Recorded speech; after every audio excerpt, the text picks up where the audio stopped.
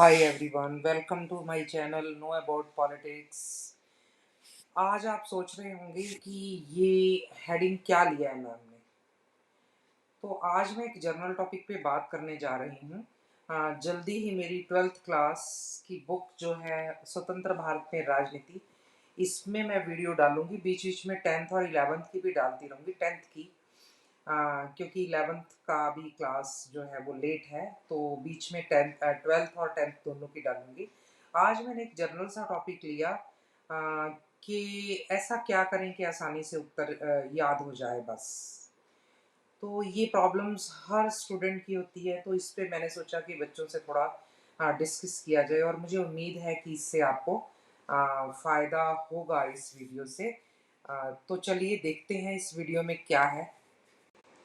देखिए, यहाँ मैं आपको 3 टिप्स देने जा रही हूँ। ध्यान से देखिएगा कि पहला है ध्यान से सुनो, ध्यान से देखो, और फिर जो पढ़ो वो ध्यान से पढ़ो।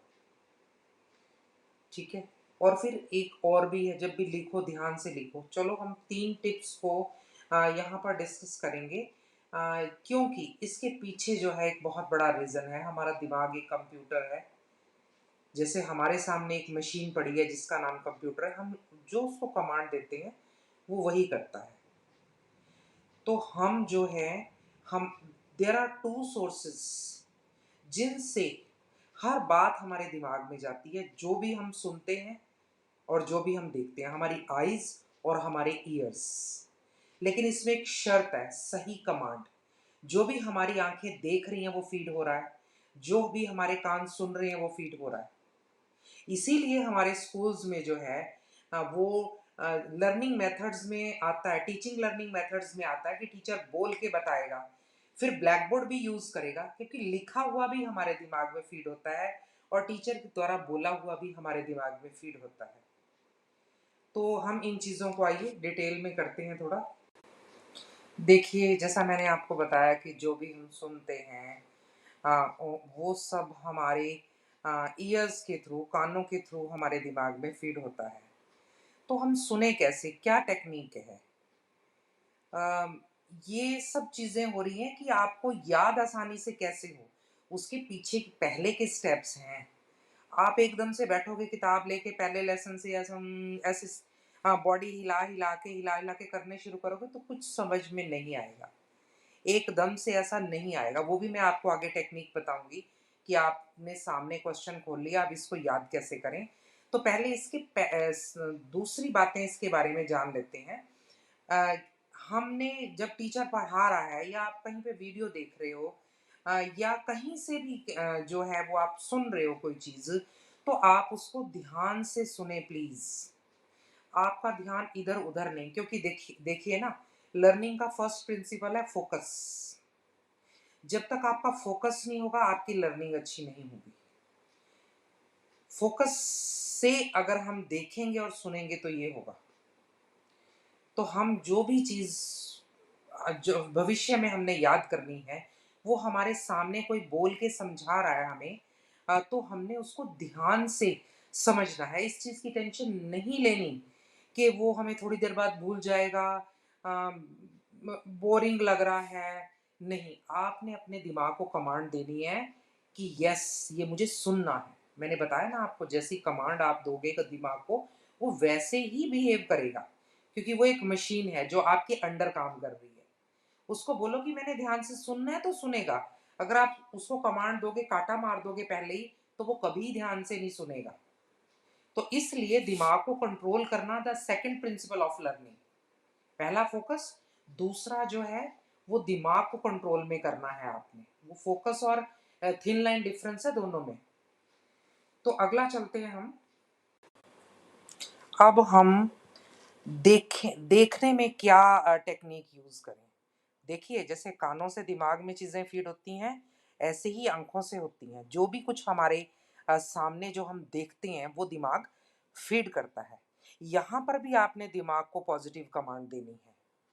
इसीलिए देखिए, इसीलिए जो स्कूल्स में होता है टीचिंग लर्निंग का मेथड, उसमें क्या है, उसमें टीचर बोल के भी बताता है, फिर ब्लैक बोर्ड पे भी लिखता है। ताकि बच्चे कानों का एक सोर्स यूज़ ना करते हुए आँख का सोर्स भी यूज़ करें दिमाग में उस चीज़ को फीड करने के लिए उस टॉपिक को। तो हमने क्या करना है, जो हमने सुना है, सुन लिया, लेकिन जो हम देख रहे हैं, चाहे वो हम बुक देख रहे हैं, चाहे ब्लैक बोर्ड पे देख रहे हैं या हम वीडियो देख रहे हैं, तो हमने उस चीज़ को जो है वो पॉज़िटिव कमांड देते हुए अपने दिमाग को ठीक से बस थोड़ा-सा फ़ोकस करके देखना है। पहले से ही आपने ये नहीं सोचना कि नहीं-नहीं थोड़ी देर बाद तो मैं भूल जाऊँगा या भूल जाऊँगी, ऐसा नहीं सोचना। रिलैक्स मन से अच्छे से सुनो, अच्छे से देखो। तो चलो आगे चलते हैं। तो चलिए आगे समझते हैं कि जो भी टीचर ने आज आपको बोल के बताया, ब्लैक बोर्ड पे लिख के बताया, वो होमवर्क में हम टीचर्स क्यों देते हैं उसको? कि आप ये लिख के लेके आओ और लर्न करके लेके आओ।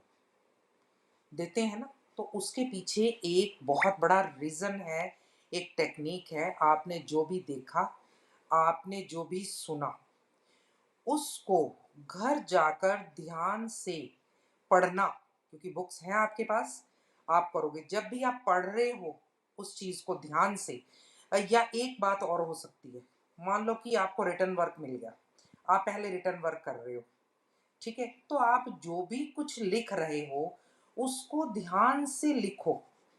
जहाँ से आप लिख रहे हो उस वहाँ से पढ़ के ध्यान से लिखो।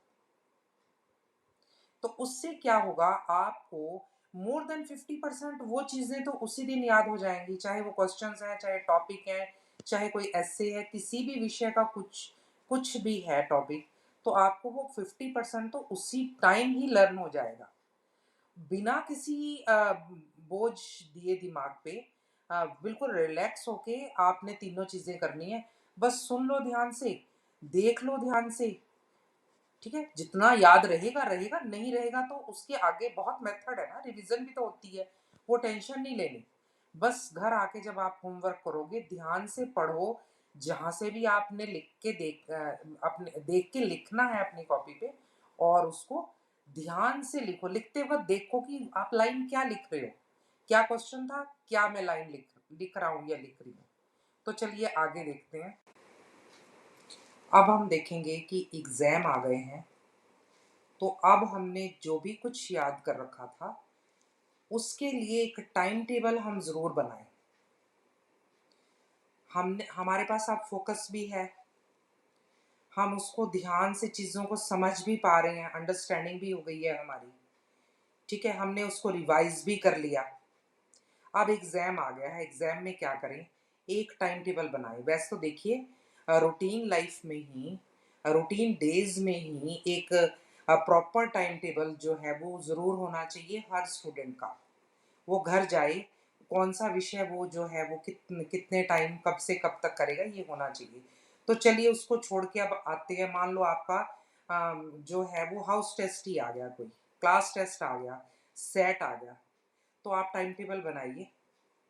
अच्छा-सा टाइम टेबल बना के उसको सेट कीजिए आप कि मुझे कब कौन-सा सब्जेक्ट करना है, ये बहुत हेल्पफुल रहेगा आपके लिए। अब आ गई है बच्चों रिवीजन की बारी। आपने ठीक से सुना भी, फ़ोकस भी अच्छा है, अब अंडरस्टैंड भी कर गए हो आप, है ना? जो लेसन पढ़े हैं उनके बारे में आपको पहचान भी हो गई है। आपका कोई भी टेस्ट आ गया है, क्लास टेस्ट हो सकता है, हाउस टेस्ट हो सकता है, सेट आ सकता है। अब हमने करनी है रिवीज़न। लेकिन ये क्या, हम तो सारा ही भूल गए। अब क्या करेंगे? तो आ गए टेंशन में। तो ऐसे स्ट्रेस नहीं लेना। क्यों नहीं लेना, मैं बता रही हूँ। ये एक आम प्रॉब्लम है हर बच्चे की, चाहे वो कितना भी इंटेलिजेंट है। ऐसा सिर्फ़ कमज़ोर बच्चों के साथ या एवरेज बच्चों के साथ नहीं होता क्लास में, इंटेलिजेंट से इंटेलिजेंट बच्चे के साथ भी होता है। हम दूसरा चैप्टर करते हैं तो पहला भूल जाता है, सबके साथ ऐसा होता है। इसके पीछे है ब्रेन के काम करने का तरीका, उसकी मेमोरी, कि ब्रेन की कितनी मेमोरी होती है। इसमें बहुत सारी साइंटिफिक बातें हैं, ज़्यादा तो नहीं मैं बताऊँगी आपको। बस ये है कि दिमाग जो है वो 24 घंटे, ज़्यादा से ज़्यादा 48 घंटे एक बात को याद रख लेता है। उसके बाद वो जो है हम भूल जाते हैं। हमें लगता है हम भूल भूल गए हैं, लेकिन एक्चुअल में पता क्या होता है? जो भी आपने आज तक देखा, सुना, पढ़ा, लिखा, वो सब दिमाग ने फ़ीड कर लिया। बस आपको ऐसा लग रहा है कि हम तो भूल गए, मतलब आप रिकॉल नहीं कर पा रहे उसको। तो इसलिए आपको टेंशन हो जाती है, जबकि दिमाग में वो सब कुछ फ़ीड है। तो इसका बेस्ट तरीका जो है, रिवीज़न क्यों ज़रूरी बताई गई है लर्निंग मेथड्स के अंदर? इसीलिए बताई गई है। वो रिवाइज़ जब आप बार-बार उस चीज़ को पढ़ोगे, तो वो जो पहले फ़ीड हुआ हुआ है ना, वो ऑटोमैटिकली बाहर निकलना शुरू हो जाएगा। एक बार रिवीज़न करोगे, 2 बार, हर बच्चे की कैपेसिटी अलग-अलग होती है। कोई 1 बार की रिवीज़न में याद कर लेता है, किसी को 2 रिवीज़न चाहिए, किसी को 3-4। रिवीजन एक बहुत अच्छी टेक्नीक है लर्निंग में।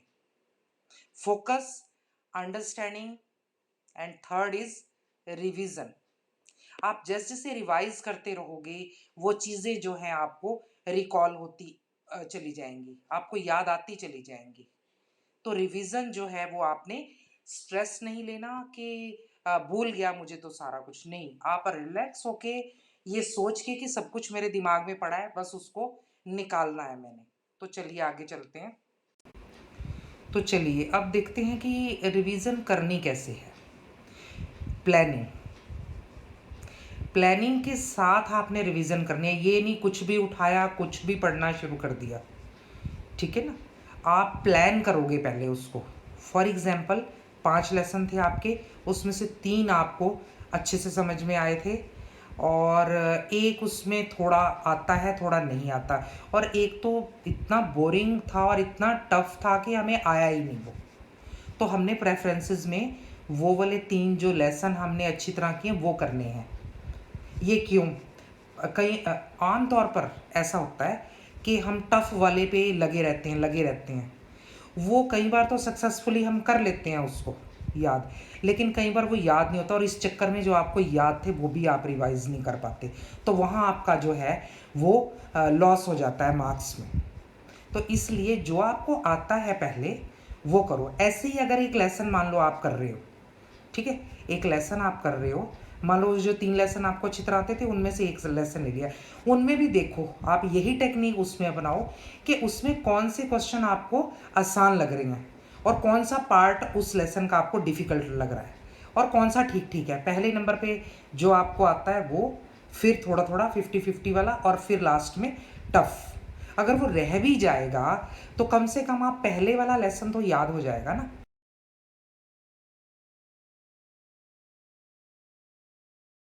हमने कठिन से सरल की तरफ नहीं चलना, ठीक है।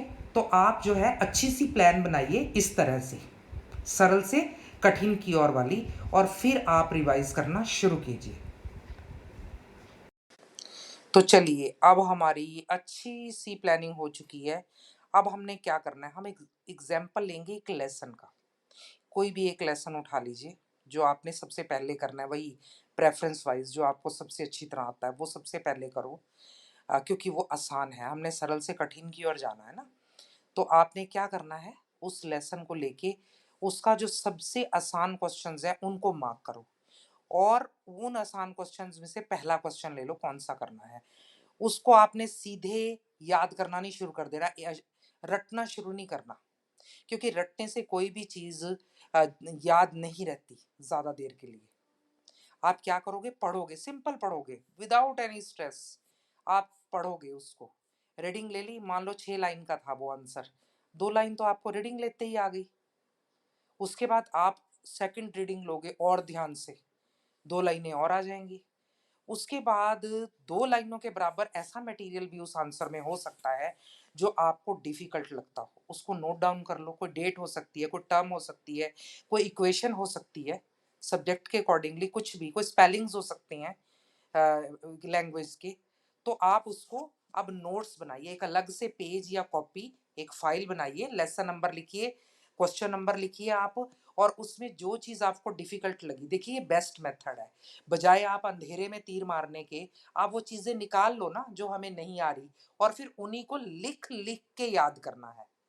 क्योंकि वो चीज़ें हमें डिफ़िकल्ट लग रही हैं, हमें याद नहीं रहेंगी, हमें पता है अब, तो उनको लिख के याद करो। आप नोट्स बना लो, लिख लिया, फिर लिख के उनको याद करो। नोट ऐसे करके सारे नोट्स बना लो। इसको नोट बनाना वैसे भी बहुत ज़रूरी है। ये एक सही तकनीक है।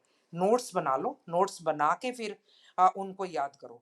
उसमें आप एक चीज़ और ऐड कर सकते हैं।